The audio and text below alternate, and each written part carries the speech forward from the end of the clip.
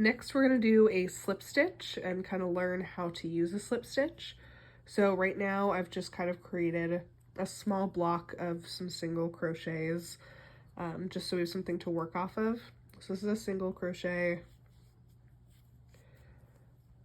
for most of it to make my life a little easier. So a slip stitch is pretty easy. We are going to go through, like we're going to do a single crochet, we're going to hook through, and this is normally in a single crochet where we would grab 2 more and pull them through, but instead we're just going to keep pulling through all the way. So now we're just back to just 1 on the hook. I'll do another one. We're going to go through, I'm going to pull through both, so pull through 2. And that is a slip stitch. It's not super common to use a slip stitch to like build up something like this. That's going to take a long time and it can be difficult to get the tension right. So instead I'm going to show you how to actually use a slip stitch the way that you're going to use it most often. So I went ahead and frogged those. I'm going to finish my row of single crochets.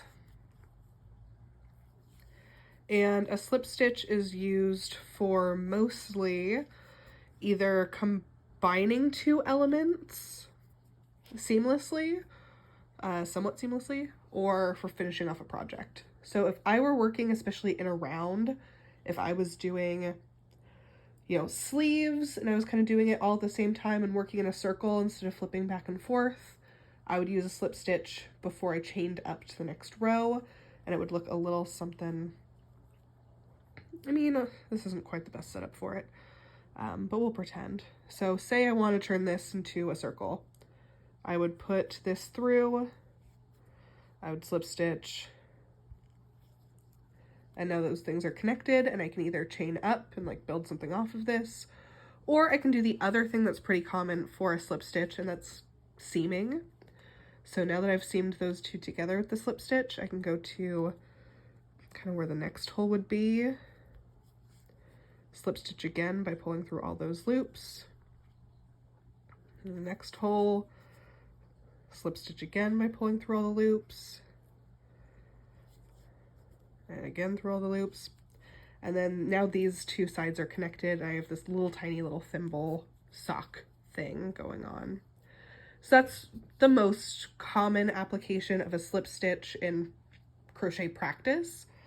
Is, like I said, if we're working around, which we'll get to later, it's used to connect the 2 before you chain to add a new row.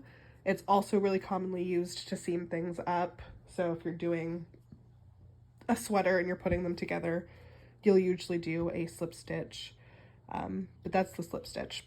So I'm going to frog that and show you the other way that it's most common, which you're probably wondering about by now. I frogged a little too much. So I'm just going to get to the point where I can easily stick my hook through that hole, do another single crochet, and let's say this is my project. This is all I wanted to do. I just wanted to do 3 rows of single crochet that are, 5 stitches, 6 stitches across, and I'm done. This is all I want to do. So what I can do, I've already pulled through and now it's acting like I want to chain up to the next row. I'm going to grab scissors. So since I'm all done with my lovely project, I'm going to give myself a lot of wiggle room here. I'm going to go ahead and cut my yarn. And I have this tail. It's still hooked onto my hook.